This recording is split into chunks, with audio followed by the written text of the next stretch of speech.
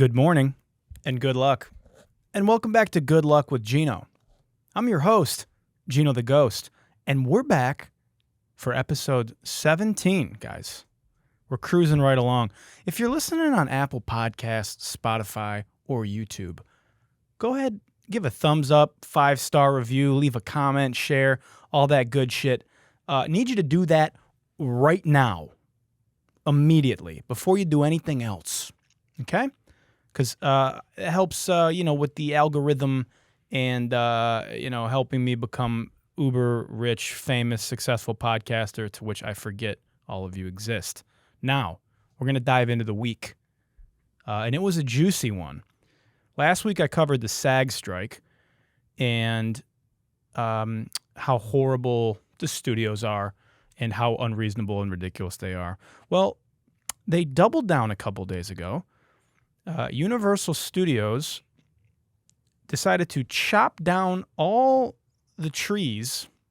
Well, not chop down the trees, but Universal Studios cut the leaves off of all of the trees outside of their lot where everybody was striking to eliminate all the shade for the strikers.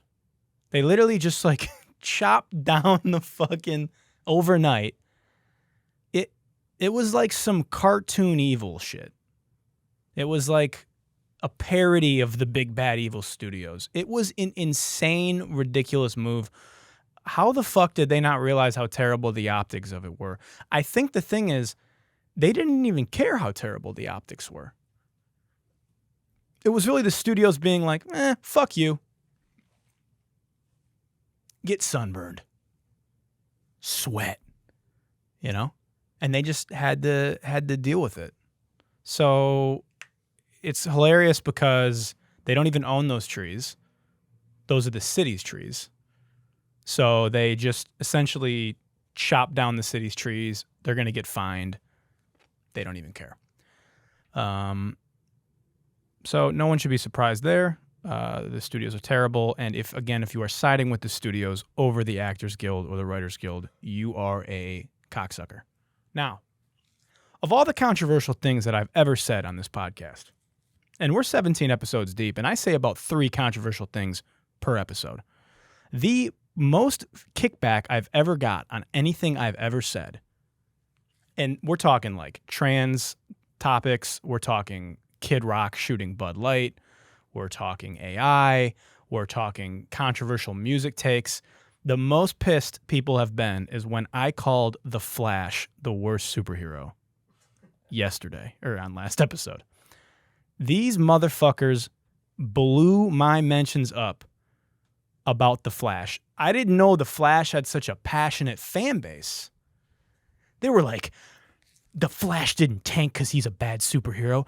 It's because Ezra Miller is a predator and a child groomer and And then they broke down all the crazy reasons that The Flash is a kick-ass superhero and how wrong I am and how dumb I was for saying that.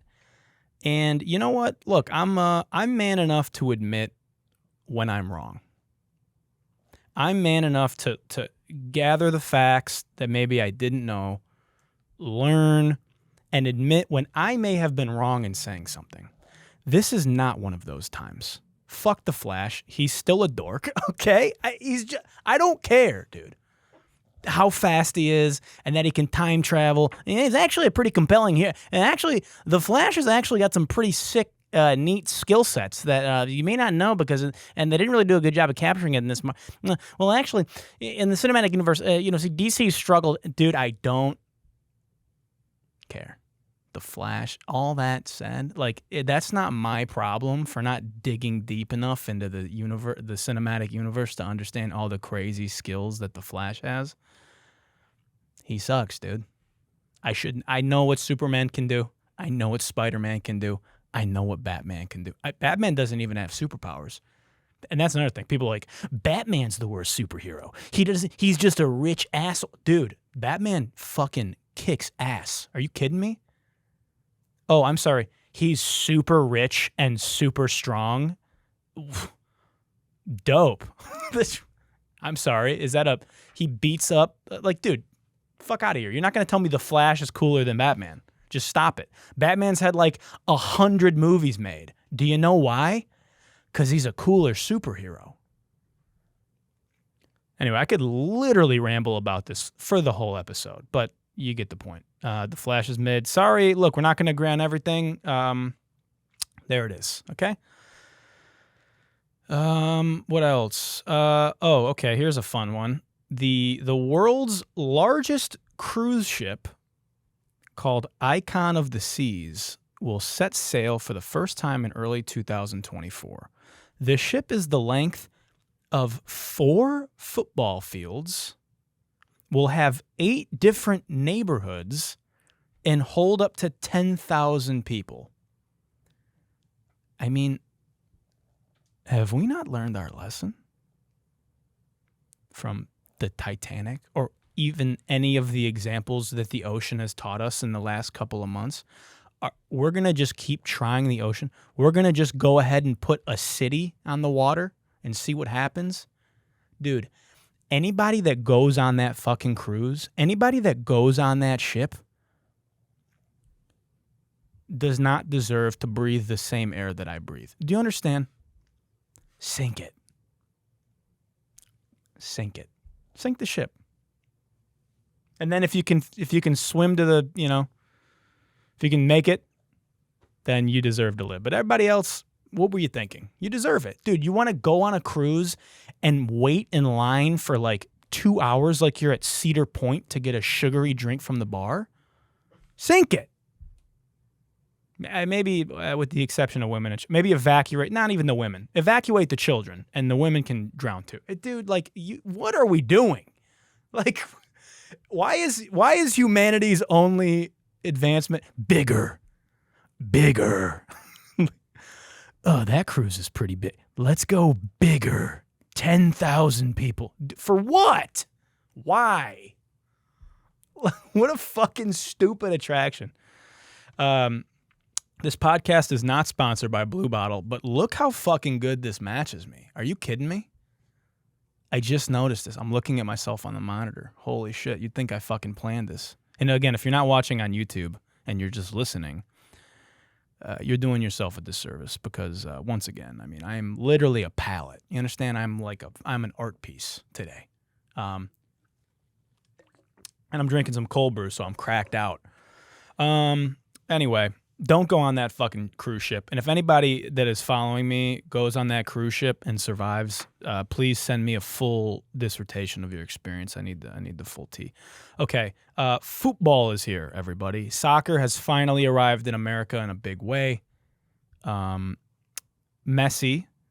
who's the GOAT soccer player of all time. And don't you fucking dare tell me that I'm going to call it soccer on this podcast because I live in America. I know it's not what it's called. I know it's football everywhere else, but I'm speaking English right now in this podcast, so I'm just going to say soccer because that's what I grew up listening to. Don't correct me, okay? Now, football, American football, is what I obviously grew up with being the focal point of American sports. Football and baseball and hockey and all these things. And soccer never really connected here. And I grew up playing soccer. I played Premier League soccer until I was in high school. I was very, very fucking good at soccer. Of course I played soccer growing up because I'm white, right? And that's what you do when you're a white kid in America. Your parents take you to play on a soccer team, right? So I played soccer. I was really good at it. And then I got too physical for soccer. Like, getting older, I was just like talking a lot of shit and getting carded and beating, like pushing people over and getting in a lot of trouble. And I eventually migrated to playing football and lacrosse. Anyway, enough about me. Messi signed a 2-year deal with Inter Miami, which was a huge deal. Wow, like we've brought the greatest soccer player of all time to American soccer. And in the first game that he played in yesterday, he scored a game winner in stoppage time. I mean, you got to look it up. It's like storybook, like it seems scripted. It's insane. So it'd be really cool to see like America to like really start to respect and appreciate soccer and start to watch soccer, myself included, selfishly. I can't watch, these games are on at like 2 a.m. I'm not going to watch, European soccer in Premier League and random. I'm just not, I can't keep up with it. But if I'm forced to, because the American media is like pumping it in front of my face, I will probably get more locked in with soccer. And that will be good for America, because we keep getting our ass kicked in the World Cup. It'd be tight if American kids grew up liking soccer and getting good at it and doing, so anyway, enough about that. Man, a lot of stuff going on this week. Jamie Foxx finally released a video. I don't know if you guys knew this, but if you haven't been following, Jamie Foxx had like a random undisclosed illness or disease or something and was hospitalized and like almost died. It's been going on for a while now. And of course, like when people want to be private, when celebrities want to be private, there, of course, were accusations of like conspiracy theories of like his daughter was lying when she wouldn't share his medical information. People were making up lies that he died, that he went blind, that he had a reaction to COVID. Of course, it was like, was he vaccinated? And there was all these theories that he like died and like they're covering it up. They don't want. And then of course the Illuminati stuff started popping up. I mean, of course. Finally, he released a video like, "Hey guys, I'm okay. I've been very private about this because like I didn't want you guys to see me like that." It's a super emotional video. He's like choking up the whole time. He's like, "I literally thought my life was over. Like I thought I was gonna die. I didn't want you guys to see me like with tubes in me and like all this fucked up shit. I just, I wanted to fight back and get back to health, and now I'm feeling good, and you're going to see me around more." And, it would be great if I could just click on that video and go in the replies and just see like, wow, so happy to see you're back. Man, we've been praying for you, whatever the fuck. Instead, it's like, look at his hairline. He's obviously a clone. Look at the goatee. It hasn't finished forming in yet. This doesn't even really look like Jamie Foxx. It's a clone. Dude, you people are so fucking brain dead. I don't want to mince words. If you look at that Jamie Foxx video and the first thought that pops into your head is that even the real Jamie Foxx?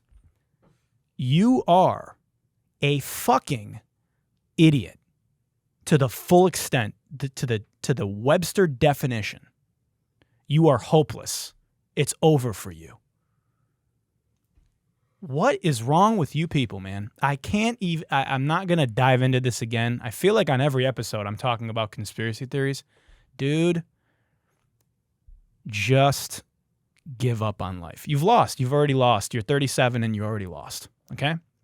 Maybe next time. Maybe when you get reincarnated on the next go, you won't be a fucking idiot, But this time, unfortunately, you are. So that's that on that. What else is going on? I want to say something to my upcoming artist friends and artist friends just in general. It's time to retire. I think I just wrote the song of the summer. We're done doing that.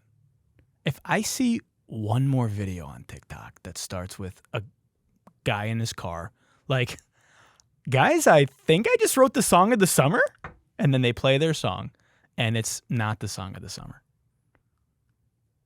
Or it's like a girl in her car, and she's with like her aunt or her friend or her mom, and she's like playing my song for my mom, and she goes, "Mom, I think I just wrote the song of the summer," and then plays the video. And the mom's like, "Oh my God, this is so good." Guys, I understand that it is a job and a chore to promote your music on TikTok and on socials. And it is excruciating and it is undignifying and it sucks because it is a harsh reality. And we've talked about this. You do have to do it. I guess all I would ask is like, can we mix it up a little bit? Can we diversify? Can we be creative? Can we not become a parody of ourselves in doing these promotional videos? Just mix it up. Because, guys, it's July. It's and near end of July. You didn't write the song of the summer. It's too late. By the time the song starts moving, it's going to be fall. You missed it. And you don't get to decide what the song of the summer is. You can't say you dropped the song of the summer before the song's out or the song just drops, because the market decides the song of the summer. The radio decides the song of the summer. You didn't write the song of the summer. Please stop saying that. I think I just wrote the song of the summer. Also, like saying it like that. Stop doing it. Okay. All right. Let's drift into some fun tech news. We're gonna go down the fucking AI rabbit hole today. Are you guys ready? I hope you're fucking buckle the fuck up, dude. It's about to get real dicey in here today. It's about to get real dicey. First, we're gonna talk about Arnav Kapoor, who is a graduate at MIT who developed something called AlterEgo, which is a device that essentially allows users to silently Google stuff with their mind. Okay, so that sounds crazy. So basically, I'm going to play a video that'll do a better job of explaining it. But essentially, it like reads your inputs through like vibrations in your brain. Here, let me just play this video. Okay, here we go. Silently asks the computer, and then hears the answer through vibrations transmitted through his skull and into his inner ear. What's the largest city in Bulgaria, and what is the population? The screen shows how long it takes the computer to read the words that he's saying to himself. Crazy. Sofia, 1.21 million. That is correct. You just Googled that. I did. You could be an expert in any subject. You have the entire internet in your head. That's the idea. Amazing. Ridiculous. So sick. I'm going to play one more video. Are you telling me that you can order food without lifting a finger or saying anything? Let's do it, yeah. We Yeah. want to order it. Surprise me. And he says, it's asking, what kind of toppings do you want? Want cheese pizza? Pepperoni. This is really bold because I know that bro was like battling his intrusive thoughts when this girl was interviewing him, because they're obviously like kind of flirting a little bit. You know what I mean? He's kind of risen her up a little bit, and she's like giving him the smile, and she like does, you know. And I know that he was fighting those thoughts back, because his thoughts are popping up on the screen while she's talking to him. So I know he was like, pizza toppings, pizza toppings, pizza toppings, pizza toppings, because he was about to get exposed on 60 Minutes for everybody to see. You know what I mean? Imagine it's like, what do you look like? I wonder what she looks like naked, you know? What do you want on top of your pizza? And she's like, I don't know, maybe like pepperoni. And he's just like, what would I look like on top of you, you know, on the fucking computer screen? So just, anyway, that was smart. Anyway, I'll cut, we don't got to watch the whole clip. He orders the pizza just in his head without saying anything. And the pizza comes. Dude, sign me up. This is like mildly impressive. I mean, here I am just like shitting on his life's work. This is kind of cool, but what I'm really excited about is when this incorporates AI. Like when I can, like, give me that, but with like Google's like, we're kind of over Google, right? Google's like kind of so 2000s, dude. So early 2000s. So 2010s, you know? We've moved on to bigger and brighter pastures. So I'm looking forward to like really the chip. The fucking, the Elon chip or whatever. Put that chip in my, dude, put that AI chip in my brain right now, dude. I'll be the first one in line. Everyone's like, I'm going to wait and, you know, I don't want to be a test dummy for this. Like, I'm going to wait. Dude, I don't give a fuck, dude.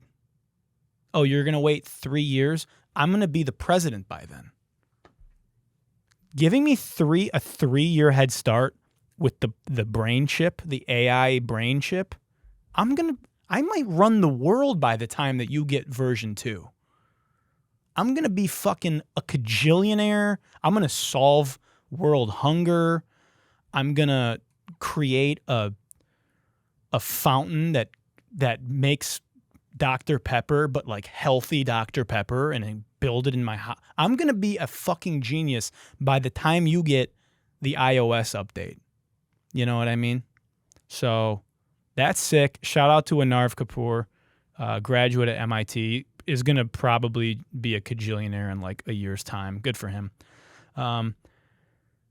We're going to take a step into the second layer of the AI rabbit hole now. If you thought that was a mind fuck, this is going to really knock your fucking socks off. I'm going to take a sip of this cold brew, and when I do that, you're going to make sure that you've left 5 stars and a comment and a fucking thumbs up and smash that subscribe button on this video or audio that you're listening to right now while I sip. Ready? And go. Okay. So, we're going to talk about simulation.co. Thesimulation.co is the website. Fable Studios has launched an AI called Showrunner that can write, animate, direct, voice, and edit an entire TV show through AI. Crazy. They showcased this technology and demonstrated it with a fake South Park episode. It's insane. So basically, like, basically you select your characters, your setting, and then you like give it a prompt. It's like kind of in a template for you, and then it just generates an episode for you. I'm gonna play a clip of this in the showcase that they made. So here it is. Here's the clip of South Park AI. You betrayed us, Musk. I beg your pardon. I simply made a business decision. But you promised to consider investing in Queepy. And I did. But then I saw a more compelling opportunity with Meryl Streep and the others. See, Cartman? This is what happens when you try to manipulate people's identities for profit. Shut up, Kyle. This isn't over, Musk. Actually, it is. My decision is final. Now, if you'll excuse me, I have a Mars base to run. Okay, so that's wild. It's not like great. Like South Park is one of the funniest fucking shows ever, but and also South Park is easy, I feel like, to use for this demonstration because they're very formulaic in how they do their episodes. But that made sense. I mean, the episode is about how like Cartman is trying to create deep fake celebrities, and it's kind of like a parody of itself, and Elon Musk is like running the company, and then like Tom Cruise is involved and Meryl Streep is in it. You can watch the full thing online. It's pretty fascinating. But it is rightfully a little terrifying and a little tone deaf. Like them releasing this right now during the Writers Guild strike and the Screen Actors Guild strike is like a little tone deaf. And obviously it's like, damn, you're going to drop this like technology that's going to potentially looks like it's going to take the jobs of writers and da-da-da-da in the midst of their strike. The CEO argues that releasing this capability now was like on purpose. They were like, we released this now because we want to encourage the guilds in Hollywood to negotiate strong protections against, producers using AI tools to essentially take artists' likeness and recreate what writers do. So I don't disagree. I think that I think that the timing was fucking stupid, but I think the thought and like the thesis behind hopefully this encourages people, because that's what the Writers Guild and the Screen Actors Guild are fighting for, regulation and protection against AI. And they're being proactive in that, which is very smart. Now, I think the reason he doesn't really care so much is because this is not something they're really focused on. They don't give a fuck really about using this technology to actually create shows and TV.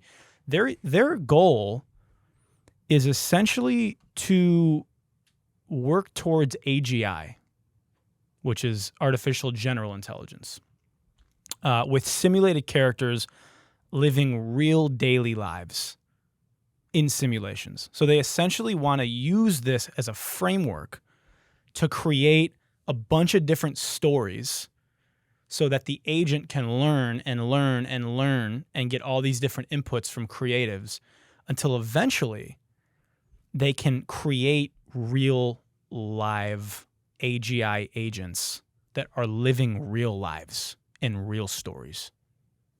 Let me read a quote that he said.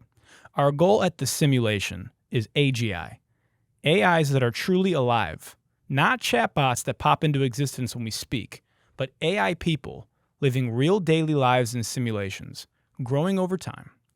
We built showrunner agents and are building show one model to give our AIs infinite stories.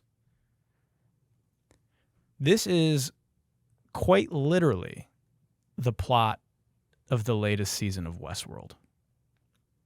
Dolores, who's the main character in Westworld, works for a company that runs the storylines for all these different AI, AGI agents. It's really fucked me up, to be honest, since I saw this video a couple days ago. I have on my neck, I have a tattoo of the last scene of The Truman Show. And if you haven't seen The Truman Show, it's a movie starring Jim Carrey about a man whose entire life has been a reality TV show since the moment he was born. And he is the only one that doesn't know. So he lives in a simulated bubble with a bunch of actors around him, thousands of cameras, and he grows up his whole life thinking he's just living a normal life, and everybody around him is an actor, right? And so the last scene, this isn't spoiling anything, but the last scene is about him, because the movie's about him realizing he's in a show and trying to get out, and this last scene is him leaving the show, right? So this begs the question, as this company is in the process of making essentially Web3 Sims, it begs the question to a very popular theory about our existence, which is, are we in a simulation? And I joke a lot. I'm a Christian, and I grew up, Roman Catholic, and then kind of became non-denominational. And I often jest we're in a simulation. All right, well, simulation's glitching. Or oh, we're clearly in a simulation. And this concept, what they're creating and how fast it's happening is really fucking me up because it's it raises questions about the nature of our reality. And the question is if we create AGI and we do it this quickly, what's to say that there's not a higher level intelligence or entity that has created our reality as a simulation? And what's to say that we would even know, right? And this is a theory that's been floating around for a while. I'm not saying anything groundbreaking here. But how would we know if there was a higher level of intelligence? And this is a lot of people's theories about the aliens. Are there actually aliens, or are they just the people that created us and are checking in to make sure that everything's going good with the algorithm, And if so, how many levels are we in the simulation, if we're in a simulation? Because what's really fucking crazy to think about is all right, let's say we are in a simulation and now we've created AGI and we start creating AGI societies and AI civilizations. And now we're a simulation that's created a simulation. And then eventually that civilization will become advanced enough to create a simulation. Do you see where I'm going here? Okay?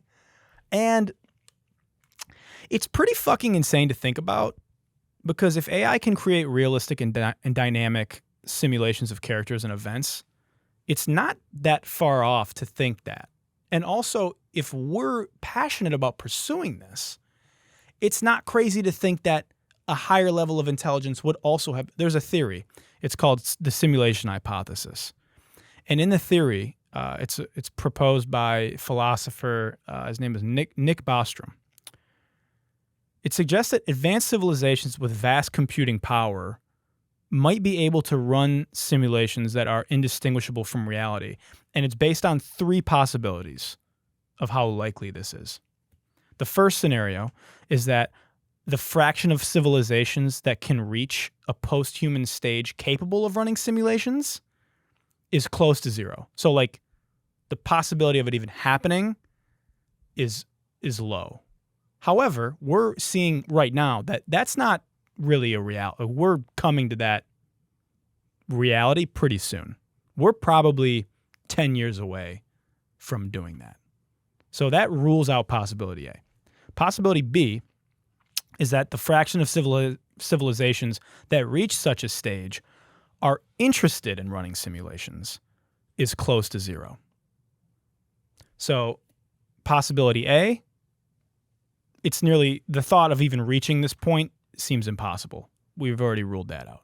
The second theory, or the second possibility, if a civilization could reach that capability in that type of technology, would they even be interested in doing this?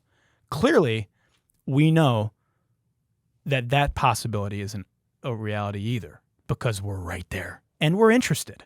Okay? We're building it right now. And the third possibility is that we are most likely living in a simulation. So if you cross off A and you cross off B, that just leaves C. That we are most, obviously this is just one hypothesis. But it's pretty fucking crazy to think that, like, there's a lot of other scientific things that back it. Like, I wrote this down. Mathematical structure of reality. Some physicists and philosophers argue that our universe appears to be governed by mathematical laws, which suggests that our reality could be inherently a digital construct or algorithm. It's like if you look at the Matrix and it's just all the ones and zeros, that's kind of the thought behind the Matrix, is that obviously, like, it's all an algorithm. And, through quantum mechanics, it's essentially just like superposition and entanglement have led to propose that the universe operates more like a simulation than just a random sequence of events. I know I'm getting real fucking nerdy, but guys, we're going to get nerdy today, okay? I'm going to fuck your mind up today. You're going to turn this podcast off. It's going to be the top of the week, and then you're going to have to go just continue your week thinking about this. And that's the goal of the Good Luck Podcast. I want you to be thinking about me as much as possible. One more principle that I think is really interesting. It's called Occam's razor. And the principle of Occam's razor states that the simplest explanation is often the most likely one. So while the simulation theory is like sexy and intriguing and a crazy thought, it is much simpler. There's much simpler explanations out there for our existence. And so, again, as someone who's like anti-conspiracy theory, I tend to gravitate toward, every time I start getting like, oh fuck, this is wild, Occam's razor kind of brings me back, which is basically just like, hey, as humans who don't understand things, we're searching for the craziest possible outcome to explain the otherwise pretty simply explainable. And this is the cause of like 99% of conspiracy theories. And so this could be one of them. It could not be,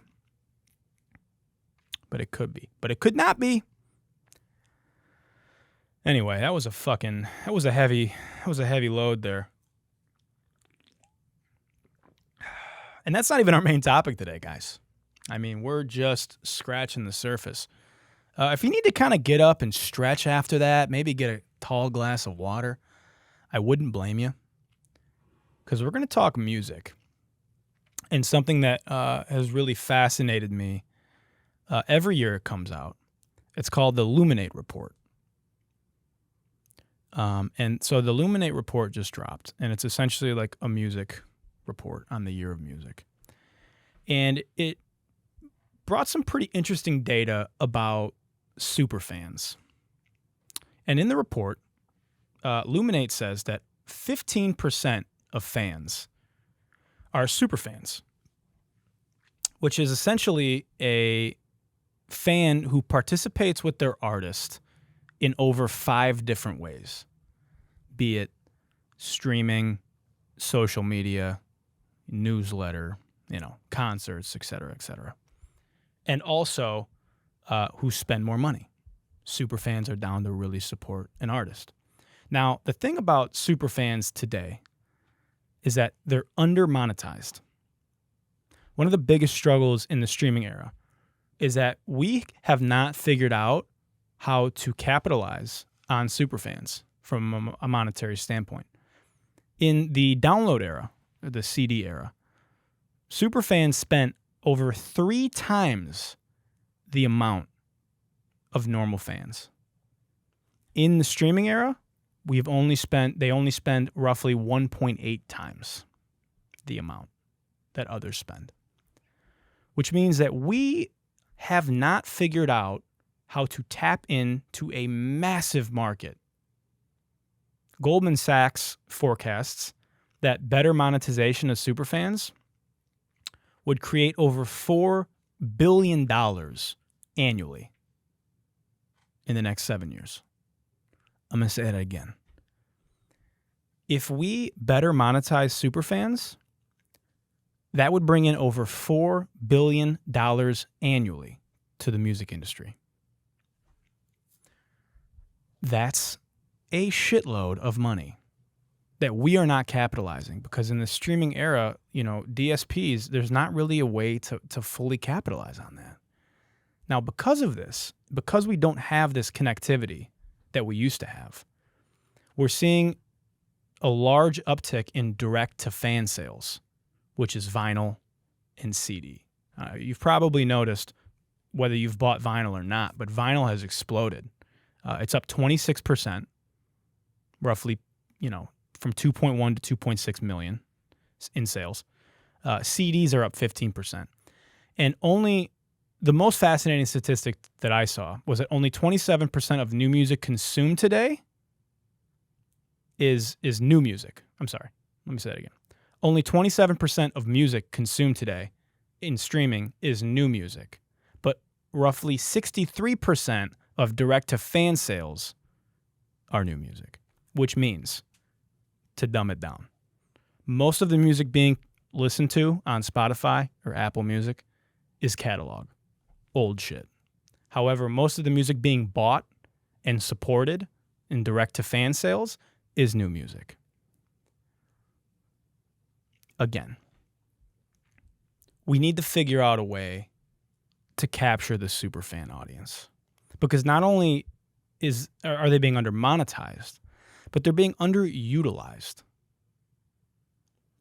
Luminate found that over 50% of superfans are looking to connect with artists deeper and connect with their community and their fandom.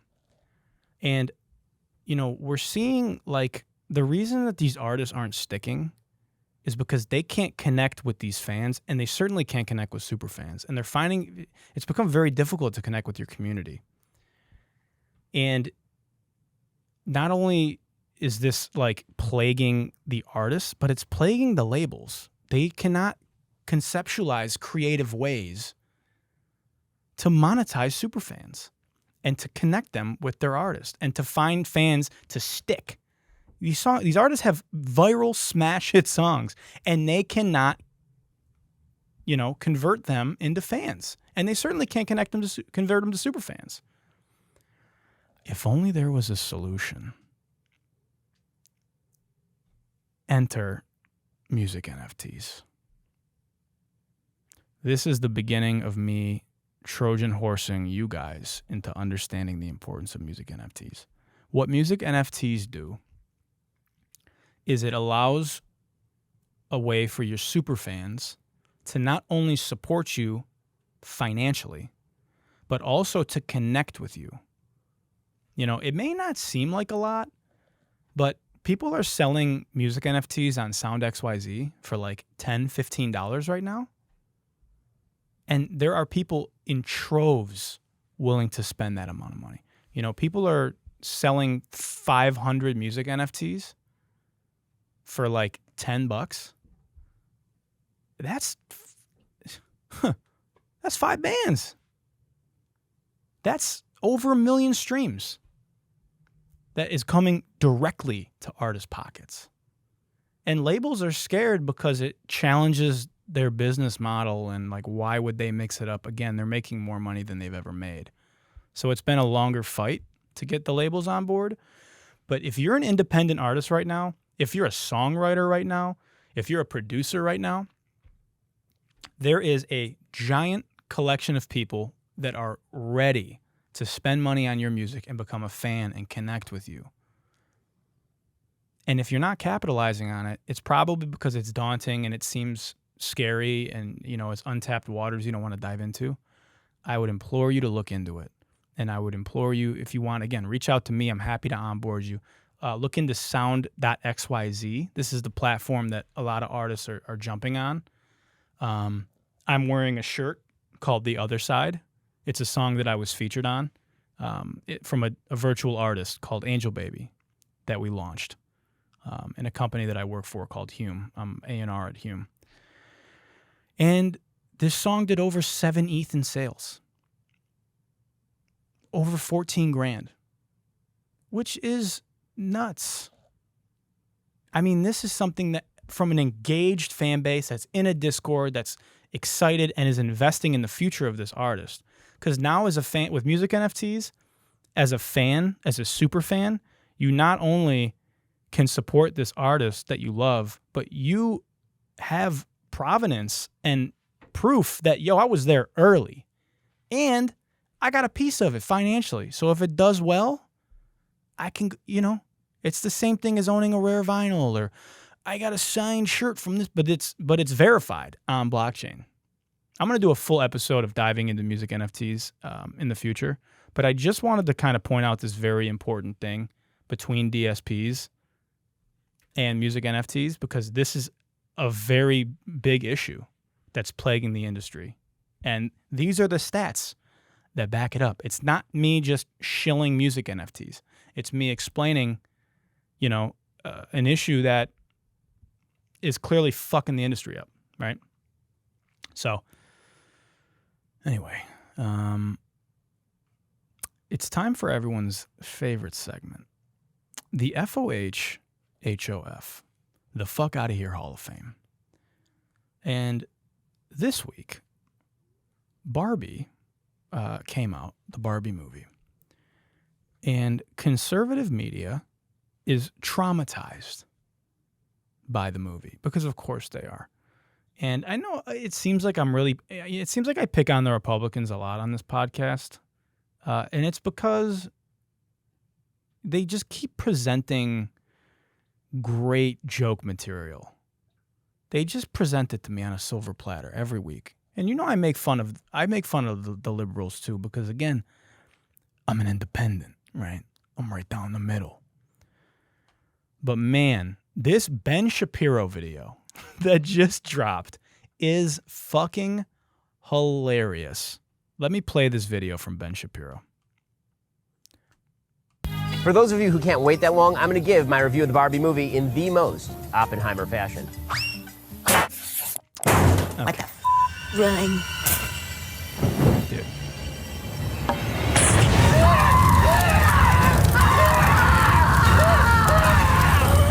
Oh my God.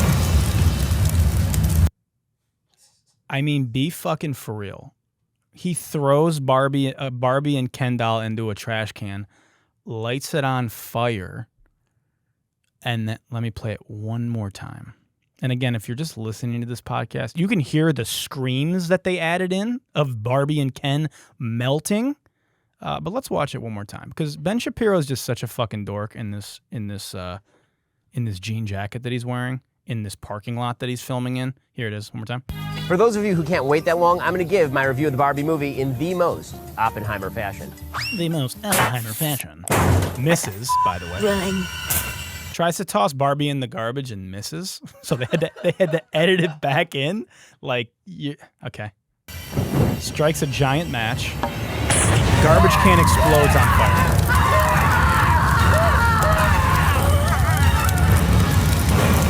Insane. Okay, so this video was posted on Twitter to promote the 43-minute long Barbie review video that he dropped on YouTube, which is almost the length of the movie.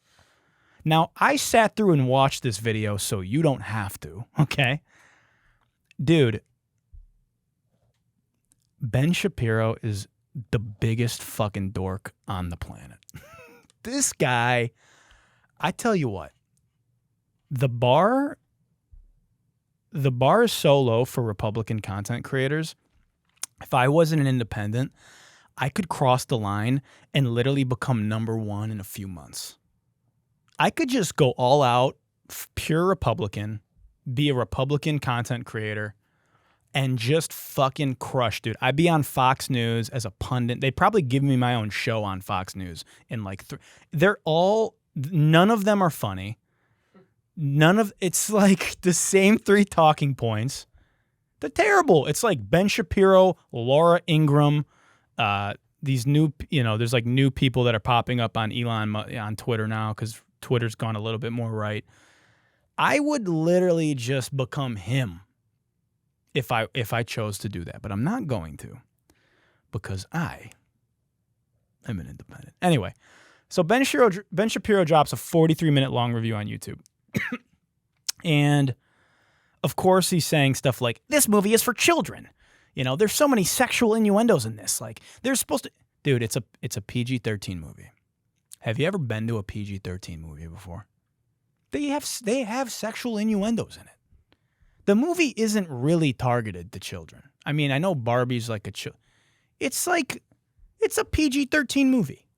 Okay? So, like, of course there's going to be some sexual innuendos in it. But then he's mad that there's no romance between Ken and Barbie in the movie. It's like, there's no love story. I'm going to do my Ben Shapiro voice. The thing is, there's no love story for Barbie and Ken. There's no playing house or taking care of babies. All the things that little girls do with the toys are deliberately erased from the film. Brother, you are 40. What are you even talking about? Why are you breaking down the patriarchy of the Barbie movie and how it's an attack on men? I mean, the amount of think pieces I've seen about the portrayal of Ken in this movie, the core plot of Barbie plays on the common feminist notion of reversed roles, along with the predictable hatred of men and masculinity, starting in a place where women run everything. And men are simply objects with no agency. Ken is a dunce that Barbie controls while he is also simultaneously cruel. A classic woke depiction of toxic masculinity. Dude. Are you kidding? Barbie was woke. Barbie wasn't woke enough. Barbie is a boss. Barbie was feminist. Barbie was pro-patriarchy. You guys are adults searching for political validation in a 2.5-hour long advertisement for Mattel. What are you guys doing with your lives? Not everything needs to be... I get it. Hollywood leans left. Hollywood's gone woke. If the film sucks, But you know what the thing is? It doesn't suck. The movie's crushing. It's critically acclaimed. It's doing great. It's unbelievable to me that, like, we're going to sit here and break down what the Barbie movie is trying to depict. Dude, it's just a fun movie where Margot Robbie, who's super hot, and Ryan Gosling, who's super hot, are in this, like, funny adaptation of what Barbie's like. Will Ferrell is fucking hilarious. Will Ferrell plays like an evil Mattel CEO, and everyone's like, the CEO of Mattel is actually a woman. Dude, who fucking cares? It's funny. It's entertaining. It's not that deep. We need to stop looking at The Little Mermaid and Snow White and Barbie as like these pivotal moments in American politics and corrupting the minds of our... Guys, go outside and touch some fucking grass. What are you even mad about? What are you even upset about? So the FOH-HOF inductee this week is Ben Shapiro. Because anytime you light something on fire to make a statement, you know, anybody that destroys their own property to make a statement, that spends money on something and then destroys it on camera, you're a dunce. It's an instant L. There's no way to not look like a fucking moron when doing that. Like when people light jerseys on fire, or when they light flags on fire, or like, you just stop doing that. Okay, you're not making a statement. Nobody cares. The girl that the little girl that lit the Ariana Grande photo on fire when she, dude, that video is fucking hilarious. Maybe I'll link it. Okay. Anyway, we're nearing an hour here, and it's hot as fuck in LA, and I'm sweating, even though I'm wearing shorts today. So we're gonna call it here. I want to thank you guys for listening to Good Luck this week. We're gonna have another action-packed episode next week, and enjoy your week as we wrap up July. Good night, and good luck. Good night and good luck. You smile and say goodbye to me, but I don't give a fuck. You hop in the Uber, off to your future. Good night and good luck. You try to play your cards with me, but I'm calling your bluff, 'cause it wasn't enough. Night and good luck.